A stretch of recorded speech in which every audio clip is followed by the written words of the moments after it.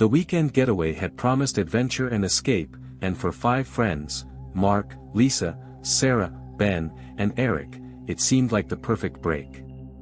Mark, the leader of the group, was always chasing thrills. Lisa, his level-headed girlfriend, balanced his impulsive nature. Sarah, curious and talkative, had convinced her boyfriend Ben to tag along, though he preferred city life. Eric, the joker of the group, saw it all as a chance for laughs. The group arrived at the Devil's Ridge cabin late in the afternoon. The dense forest surrounding the property seemed to swallow the sunlight, casting long shadows that made the cabin feel isolated from the world. The air was thick with the scent of pine, and an eerie silence hung over the area, broken only by the occasional caw of a distant crow. Inside the cabin, a chill greeted them despite the warm weather. The floorboards creaked under their steps as if the house were groaning at their presence. In the corner of the living room, Lisa found an old journal. The faded cover bore no name, and its pages were filled with cryptic symbols and fragmented sentences. End quote, "They watch.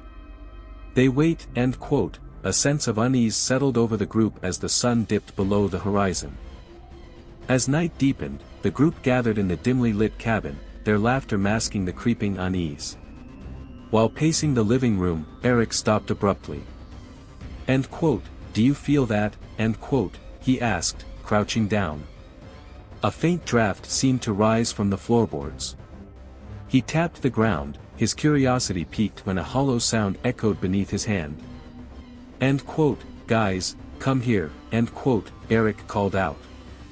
The others crowded around as he pulled back the faded rug, revealing an old, rusted handle embedded in a wooden trapdoor. "No way," Ben muttered, stepping back. "We're not opening that." But Mark, always seeking a thrill, couldn't resist. With a groan of old hinges, the trapdoor creaked open, revealing a ladder descending into darkness. Armed with flashlights, they climbed down into a small, dusty bunker. The air was damp and carried a metallic scent. Strange symbols were carved into the concrete walls, their meanings indecipherable. Rusted tools lay scattered, some stained with what looked disturbingly like dried blood. In the corner, Sarah gasped as she picked up a torn piece of clothing and an old leather wallet. Inside was an ID belonging to someone reported missing years ago. A chilling realization settled over them, they weren't alone. As darkness enveloped the cabin, the group sat huddled in the living room, their earlier bravado replaced by uneasy silence. The wind outside howled, rattling the windows, but it was the sound from below that sent shivers down their spines, faint whispers and soft footsteps, as if someone was pacing in the hidden bunker. "What if we woke something up?" Lisa whispered, her eyes darting toward the trapdoor. Mark shook his head, feigning confidence. "It's probably just the wind." But strange things kept happening. Ben swore he left his flashlight on the kitchen counter, only to find it in the bathroom moments later. Sarah screamed when she saw the same cryptic symbols from the bunker scrawled faintly on the fogged-up bathroom mirror. The tension escalated when Eric, peering out the window, froze. "There's someone out there," he said in a trembling voice. The others rushed to look but saw only the swaying trees. "You're imagining things," Mark said, though his voice betrayed his nerves. Fear consumed them, but leaving wasn't an option in the dead of night. Barricading the doors and windows, they huddled together in the living room, their flashlights flickering. Unbeknownst to them, the night was far from over. The first rays of dawn brought little relief to the group. Exhausted, they stirred from their uneasy sleep on the living room floor. Sarah was the first to notice. "Where's Eric?" she asked, her voice tinged with panic.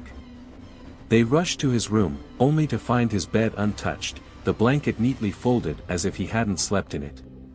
"Maybe he went outside," Mark suggested, though his tone lacked conviction. Their search of the cabin revealed nothing, until Lisa hesitantly opened the trapdoor to the bunker. A faint, crackling sound drifted up, drawing them down the ladder. Eric's phone lay in the middle of the floor, the screen glowing with eerie static. "Why would he come back here?" Ben muttered, his unease growing. Lisa gasped and pointed to the dirt-covered floor. Scrawled in shaky, uneven letters were the words, "They took me." Fear gripped them as they scrambled back to the surface. The forest around the cabin felt heavier, the shadows deeper. No one dared suggest splitting up to search. Eric was gone, and the bunker's secrets seemed more sinister than ever. Whatever had claimed him wasn't finished. They knew they had to leave, but were they already too late? As the sun climbed higher, the group ventured into the surrounding woods, calling out Eric's name. Their voices echoed unanswered through the dense trees. Every snapped twig and rustling bush made them jump, but there was no trace of their friend, no footprints, no clothing, nothing. It was as if Eric had vanished into thin air. Desperate and terrified, they packed their belongings and drove to the nearest town to contact the authorities. The police listened to their story with skepticism, though the mention of the trapdoor and the bunker prompted a visit to the cabin. When the officers returned, their report was brief: the bunker was empty. No bloodstains, no symbols, and no message in the dirt. The phone, too, was gone. The friends' accounts were dismissed as hysteria brought on by fear and lack of sleep. Weeks later, Mark stumbled across an article about Devil's Ridge. It detailed a chilling history of disappearances spanning decades. Each case carried eerie similarities: a group of friends, a secluded cabin, and one person vanishing without a trace. The group, now fractured by guilt and fear, vowed never to return. But the unanswered question lingered: who, or what, was taking them? Months passed, but the events at Devil's Ridge haunted the survivors. Lisa couldn't sleep without hearing whispers in the dark. Ben blamed himself for not insisting they leave the moment they found the trapdoor. Mark's once unshakable confidence was shattered, replaced by guilt and nightmares. Sarah refused to speak of the trip, distancing herself from the others, consumed by grief. Each of them replayed that weekend endlessly, wondering what they could have done differently. If they had left the moment unease crept in, could Eric have been saved? Or was his fate sealed the moment they set foot in that cursed cabin? Despite the tragedy, the cabin at Devil's Ridge remains a rental. The trapdoor and its sinister secrets are never mentioned in the listing. New visitors continue to arrive, drawn by the promise of seclusion. Many leave without incident, but others report strange happenings: moved belongings, whispers in the night, or glimpses of shadowy figures in the woods. The unsolved disappearances linked to the area grow with each passing year. Devil's Ridge keeps its secrets well, and the question lingers: how many more will vanish before the truth comes to light?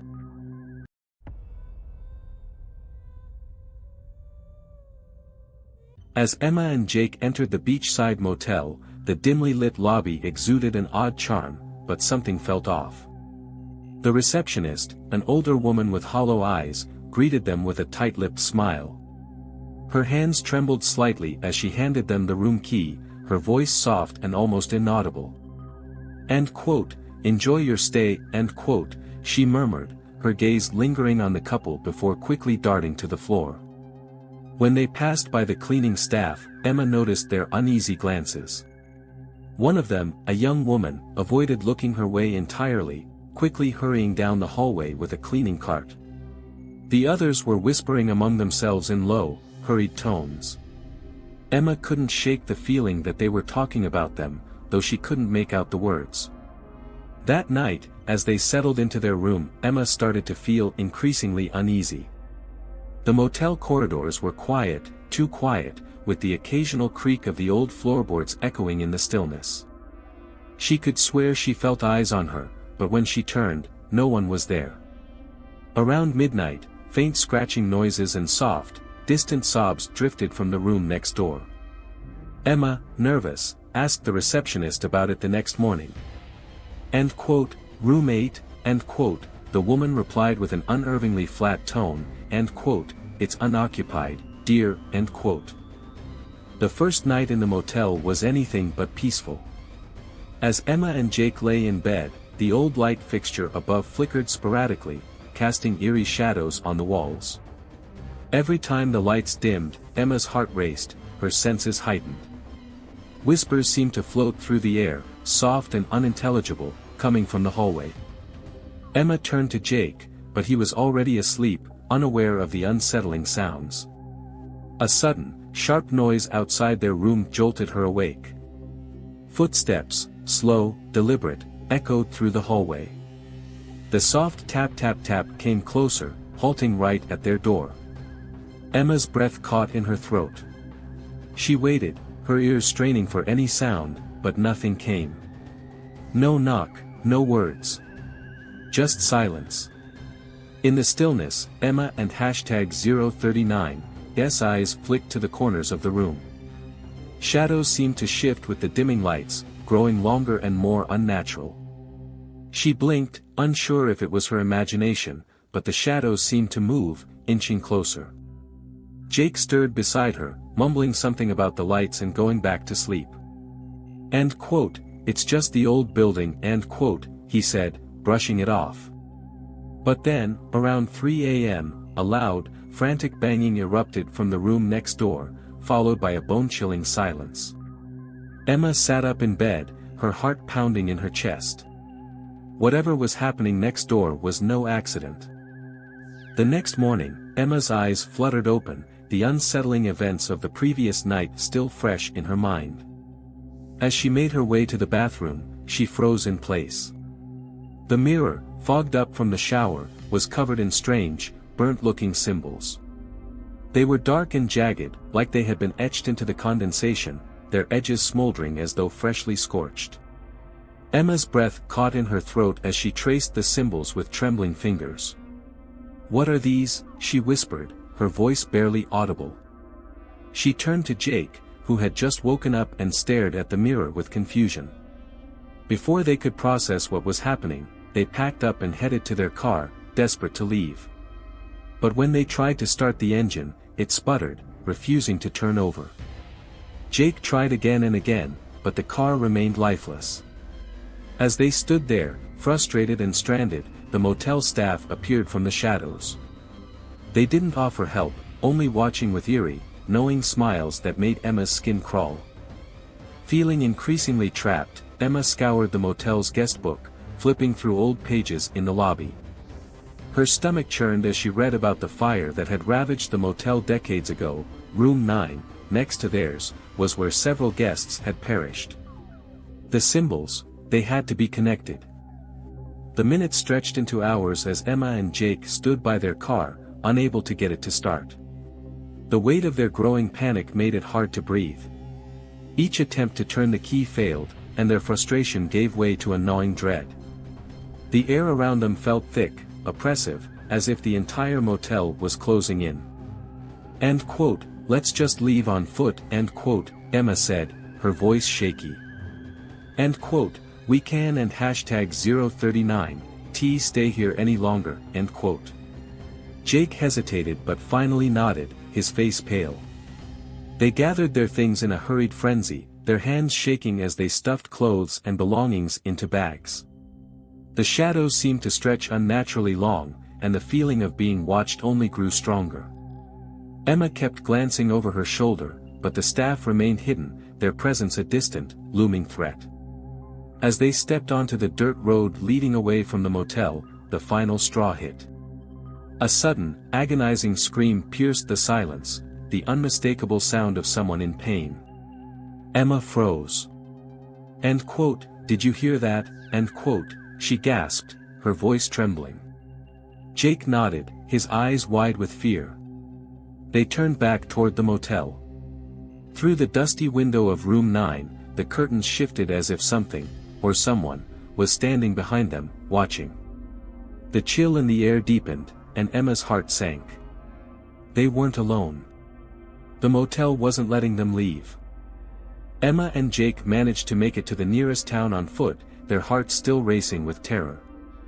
The motel's looming presence lingered in their minds, the memories of the strange occurrences and their desperate escape haunting every step. After a restless night in a local inn, Emma couldn't shake her need to understand what had happened. While Jake tried to push it all away, attributing it to nerves and an old, creaky building, Emma began to dive into the motel's history. She pored over local newspapers, articles, and guest books, everything she could find. The truth came in fragments: a devastating fire that killed several guests decades ago, with Room 9 being the focal point of the tragedy. The mysterious symbols, the unsettling behavior of the staff, and the eerie sounds all pointed to something much darker. The motel was cursed, and it seemed to feed off fear. Jake, though disturbed, continued to dismiss the paranormal explanations. But the experience had left its mark on them both. The motel, however, remained unchanged. Still operational, still drawing in unsuspecting guests. The owners denied any connection to the fire or the strange happenings, but visitors continued to report unsettling experiences, whispers in the halls, objects out of place, and the sense of being watched.